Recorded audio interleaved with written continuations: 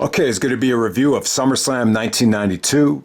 Now that we're officially into SummerSlam season, if you guys want to request any classic SummerSlam reviews, post it in the comment section, and whatever gets the most votes is the SummerSlams will get a review. But yeah, I'll post a playlist in the comment section or the description, and you guys can actually see, what SummerSlams have been reviewed yet and which ones haven't. But yeah, I and I understand 1992 is a long ass time ago. So I realized, I've noticed, the 92 stuff, it's a little bit dated for some people. But yeah, this is an incredible main event here between British Bulldog and Bret Hart. I still feel like it's the best SummerSlam match, still the best SummerSlam main event. Wembley Stadium, London, England. You got about 80,000 fans. It's still probably it's the first major WWE pay-per-view to take place outside the United States. It's just a historic pay-per-view from a historic standpoint. Yeah, this is an incredible show. But at the same time, when I'm evaluating SummerSlam 1992 as a whole, there seems to be this misconception that this is just a great SummerSlam pay-per-view from top to bottom. It's just not the case. I mean, this undercard it's almost horrific. There's really just nothing on this undercard that you could really go back to. Ultimately, I would say this is a two-match show. There's a lot of just crap on this show, without a doubt. But yeah, I think this show did do a lot, though. I think it did. It's probably the most important pay-per-view in Bret Hart's career, and it really does illustrate that, Bret Hart, that whole Hart Foundation, there's just a huge connection between the United Kingdom fans and the Hart family. And you notice it with a lot of YouTubers on here. A lot of them are just very gracious and very, they just have a lot of respect for Bret Hart. Whoever, like that YouTuber Lundrick, you just notice that he's a little bit almost biased towards a lot of Bret Hart matches in a good way, though. I could definitely, you could definitely sense that Bret, really crystallized his connection with the international fan base here. Yeah, obviously Bret is like a god in Canada. I would say that they love Bret in the UK just as much as they do in Canada and Germany as well. You've always heard that the fans in Germany love Bret Hart. So Bret really solidified himself as an international icon with this pay-per-view right here. And there's a lot of stuff you could really say about this show, especially about Ric Flair. This was kind of you kind of got the sense that Vince was, kind of threw in the towel with the whole Ric Flair experiment. It was just kind of weird the way Flair was actually showcased on this show. And when I think about it, it's kind of who could you really put Flair against here? But I kind of get why, they kind of used him like this. But let's get right down to it. Let me breeze through this undercard here. So you got the Legion of Doom, Hawk and Animal coming out to take on Money Inc. of Ted DiBiase and Erwin R. Shyster, the IRS. Really, the only thing I could say about this is Legion of Doom was extremely over in England. The kids loved them at the time. DiBiase's playing a great heel. But, pretty standard stuff. They actually did get a lot of time out there. I thought this was actually a pretty good opener. It actually ends with Legion of Doom actually doing a scoop slam to pin Ted DiBiase. And, yeah, it was pretty good. I did notice, though, that both of these teams, especially DiBiase, they weren't quite as sharp in the ring and the movements as they were a couple years ago in 1991, which is kind of like the golden era of that time. But, yeah, big victory for Legion of Doom, but, they did not stick around much longer in the WWE. Next up, we got Nailz actually taking on Virgil, and this was just horrific, man. So Nailz is actually, playing this, he's like a convict coming out there in an orange jumpsuit. He's got this ugly, nasty look to him. And, yeah, this was not pretty. This was kind of the beginning of the end for, I guess, Virgil as well. Virgil got hot, when $1 Million Man and him were feuding, but, that stuff kind of died down here. So, yeah, I heard a lot of negative things about Nailz. They even have it in the, some of the historical facts that, Nailz and Vince McMahon had a huge falling out. This is one guy that actually, tried to attack Vince in real life. So yeah, that, nasty match right here, a really nasty falling out as well. I guess that was the end of Nailz when you get to the end of 92. So let's move on from there. You got Rick the Model Martel, Rick Martel taking on Shawn Michaels with Sensational Sherry. So this is kind of like the battle of the handsome men right here. Sherry was kind of, going back and forth between both guys. Rick Martel, he was kind of like a tweener here. I don't want to say he was a babyface, but there was a match where he came down and started winking at Sherry, and Sherry actually liked it. So she was kind of forced to choose between Shawn and Rick here, and ultimately she didn't really choose either guy. She actually just fainted. She fainted. She was faking a faint. That's how this match kind of played out here. But and the stipulation was that they were both so handsome that they agreed not to punch each other in the face. So good selling from Michaels here. I thought these two could have had a really good match. Ultimately, Rick was actually making Shawn frustrated with his athleticism. And I thought they could have had a really good match. These are two great athletes at the time. But Sherry, like I said, Sherry actually fainted. And then they were both arguing over why Sherry fainted. And they started, kind of brawling to the end of the ramp. And then it ended in a double count out. So that's pretty much how it ended right there. So, yeah, kind of foreshadowing the beginning of the end of Shawn with Sherry. But, I thought Sherry was good, for that first year with Shawn. I think it's particularly when I was a kid, you kind of saw Shawn as like a big deal because of the association with Sherry. Because, Sherry was with Macho Man. Sherry was with, Ted DiBiase. So you automatically, you thought Shawn is like a threat. It was a good experience for Shawn, but I think when you get to 93, Shawn really didn't need Sherry anymore. Next up, you got the natural disasters of Earthquake and Typhoon taking on the Beverly Brothers right here. And pretty good stuff. I have to say, Earthquake and Typhoon as baby faces here, they got pretty over. Beverly Brothers are pretty athletic, and nothing bad here. It's just funny. Both Earthquake and Tugboat, at this time he's calling himself Typhoon. They had a huge history with Hogan. And there was even rumors at one time that Tugboat was going to main event WrestleMania 7 against Hogan. At I think it was WrestleMania 7, because they want to fill up that Coliseum. So it's funny because at that time you still got the feeling like, you needed to do like a Hogan Andre type of spectacle, to sell tickets. But I think that would have been a huge mistake at that time. But yeah, Earthquake and Typhoon, just a lot of meat right there. And it was cool for what it was. But, nothing spectacular, though. It almost felt like, they got about 10 minutes out there, and it felt a little long, considering the talent involved. Next up, you got Crush taking on Repo Man. This was just, I don't know. This is just weird stuff right here. Repo didn't get a lot of offense in. Crush is just wearing that goofy ass ring attire where it's like a, pink or a purple and orange, jumpsuit right there. Just really kind of outdated ring attire from Crush.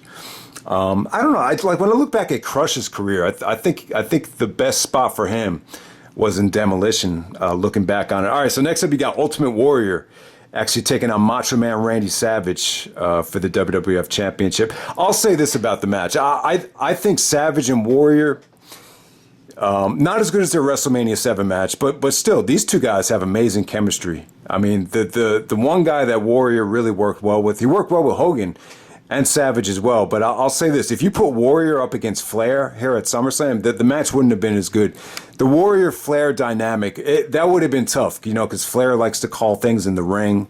And, to see Flair and Warrior go out there for a half hour, I think it would have been unrealistic. But, Hogan even said it in the documentary that, he was always in great hands with Savage, because Savage would map everything out and it would be great communication. And yeah, I thought they had a really good match. It's funny, CM Punk and Renee Young and even Bret, and I think Booker T and a lot of other guys joined in. They did a watch along on YouTube. I really wanted to check that out, but it's such a long ass video. But they start out the video kind of crapping on the ring attire here and saying just how over the top it was with all the fancy colors.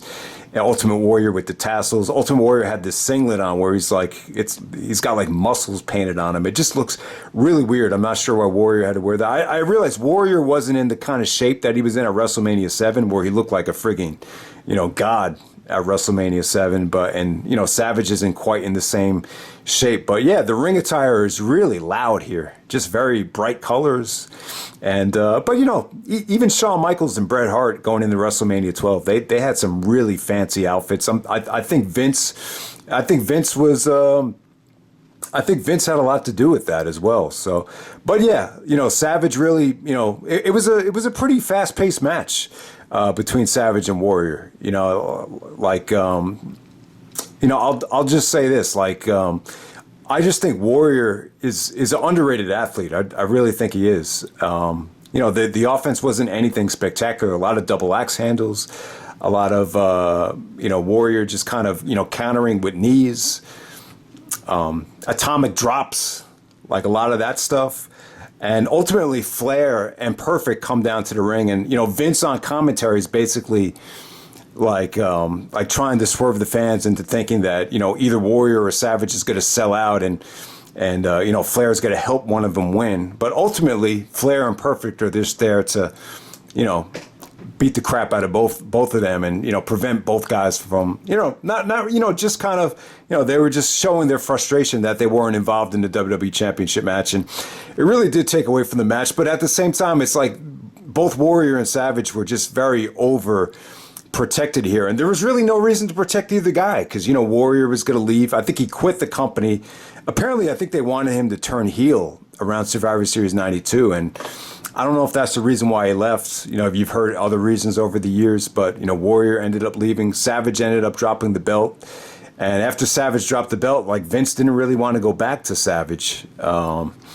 So it's, I would have been really cool if they had a clean finish here, but ultimately Flair comes in the ring, and he's hitting Warrior as he's trying to bounce off the ropes with the chair, and Savage is distracted by Perfect and Flair, and he actually jumps off the top rope to take him out, and then he ends up hurting his knee. So Warrior wins by count out, but Savage still retains the belt.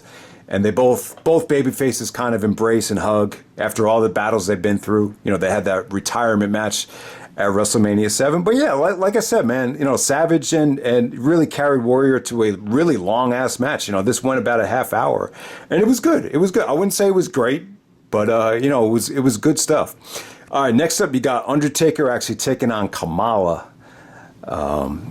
Right here. And this is just another case of The Undertaker just working with a really big guy that's playing a really over-the-top gimmick. Probably the highlight of this whole thing is when, Kamala thought The Undertaker was down and out, and all of a sudden Taker just pops up, and Kamala just gives this really funny facial expression. Like his eyes just get big, and he looks scared. He basically just runs back to the locker room right there. But, Taker was pretty much controlling the match, but Kim Chi, basically this guy wearing this African, safari attire with a mask, comes in and interferes, and just a really, really cheap disqualification right there. But Taker looked good. It's funny. Taker was a babyface really early on in his career. This was his second pay-per-view as a babyface, I guess. Even going back to '92.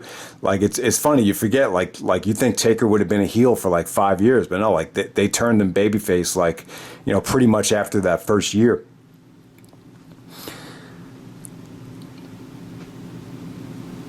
Okay, so you know what? I did not know this. Was anyone there live?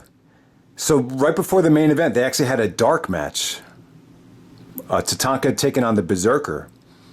This probably got cut from the DVD, and I guess the pay-per-view was cut too, because I'm assuming the pay-per-view did not air live because of the time difference. But yeah, the main event, the British Bulldog versus Bret Hart for the Intercontinental Championship. So Bret Hart is the IC champion.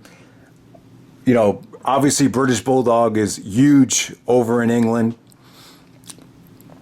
So this is going to draw a lot of people. Bret even, told Vince that if you let me wrestle Davey in Wembley, it'd be the greatest match ever. And It's one of those situations where Vince was willing to go back to the wrestling. He let their guys wrestle here, and you don't always get this with Vince. But like I said, I think the company was going through a transitional time, and they were losing a lot of guys, and I just don't think Vince quite knew what he wanted to do with the championship until after this match was over. And I love this because it's the IC champion losing the belt and proving to the boss that you could be WWF champion. And like I said, guys, the fans are really split here. If you listen, there's actually a lot of Bulldog, Hitman, like dueling chants. There was a lot of Bret Hart fans in the crowd. Now, ultimately, Bulldog was, obviously a lot more over than Bret. But like once the match ended in the aftermath, it's kind of like Bret Hart became like one of theirs. It definitely had that feeling to it. And the crowd here was great. Bret was never able to duplicate this in the States, with very few people. From top to bottom, I don't think you'll ever hear, the reaction for Bret's offense, to click this well. Bret and Bulldog had a rematch at the In Your House pay-per-view, and it just didn't have that magical feel that this match had. When British Bulldog hits him with the running power slam, Bret kicks out. It's like the crowd was with him every step of the way. The superplex off the top rope, like the fans reacted to that like it was an amazing finisher that Bulldog kicked out of. And Bret has expressed a little bit of frustration with British Bulldog and how he was feeling and what he was doing leading up to the match, and he wasn't happy with the communication before the match, and maybe Bulldog wasn't in that great of a state. There's a lot of different reports out there about his well-being leading up to the match, but yeah, the crowd reaction was just magical, and I think that's something that really gets lost is how great the crowd was for this match. The ending too, like the ending. Without a great crowd, like that ending just doesn't have the impact that it does. When Bret goes for the sunset flip, Davey kind of steps into it and puts him into a pin. The crowd, like 1, 2, 3, they're there every step of the way. And the aftermath is what really puts it over the top too. Obviously, you got Diana at ringside, and British Bulldog's wife, and this Bret Hart's sister. So you have this whole like family soap opera thing going on there where, Bret's actually saying that if it wasn't for me, you wouldn't have met Diana in the first place. And if it wasn't for me, you wouldn't have the career that you've had. So British Bulldog, he's part of a legendary, both guys are part of legendary tag teams. And they were able to go out there and prove that they could be legendary singles wrestlers. Obviously, Bret's career turned out a lot better than Bulldog. The problem with Bulldog to me was just the promos were just really bad. I just think he was really bad on the mic. I'm not sure if he was fucked up on whatever at the time, but it just didn't. He made Bret Hart. Bret Hart's promos were just 10 times better at that, especially at that time. I thought Bret cut a great promo before the match. Bulldog's promo was kind of, I don't know, man. I couldn't wait till it ended. But yeah, take nothing away from British Bulldog, man. I think he's a hell of a talent. And this SummerSlam main event here, it's special, man. It still feels special. I think the aftermath was great. It really kind of, took Bret Hart to another level with the fans in the UK. It really elevated Bret's stock in the UK. I mean, Bret's kind of had a love and hate relationship with American fans. There's a lot of American fans that never really quite got Bret's style, but I've always felt like the Canadian fans, the United Kingdom fans, and the fans in Germany, fans all around the world, Bret Hart's become more of an international icon. And that's the thing about this show. I think Vince went for more of a global type of branding here, especially with the main event. And even with Ultimate Warrior and Savage, there's just a lot of, I think Nigel was actually in the show. He was actually there, face paint. He had the Ultimate Warrior face paint on, and ironically,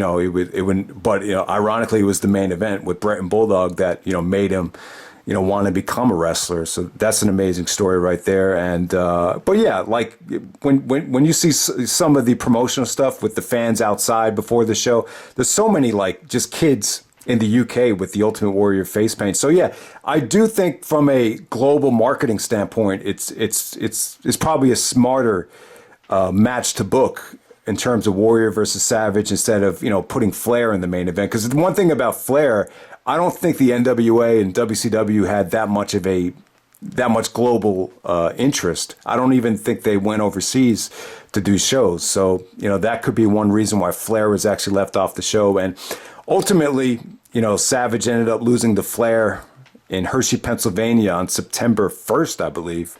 But ultimately, Flair was just holding that belt to drop it to Bret in Saskatoon, Saskatchewan, Canada, on October 12th, 1992, and Bret even said that, this was his moment because, this is when Vince decided to put the belt on him. So I love it, man. I love the match. It's definitely great stuff. It's still probably it's definitely the classic SummerSlam match in the whole catalog of SummerSlam matches. So, but from top to bottom, this is not a great show. I even had a really tough time just talking about a lot of this stuff on this show. But not a great show from top to bottom. But the WWF title match, I think the IC title match, they're definitely great stuff to check out. And that's pretty much it, guys. That's SummerSlam 1992, and I'm out.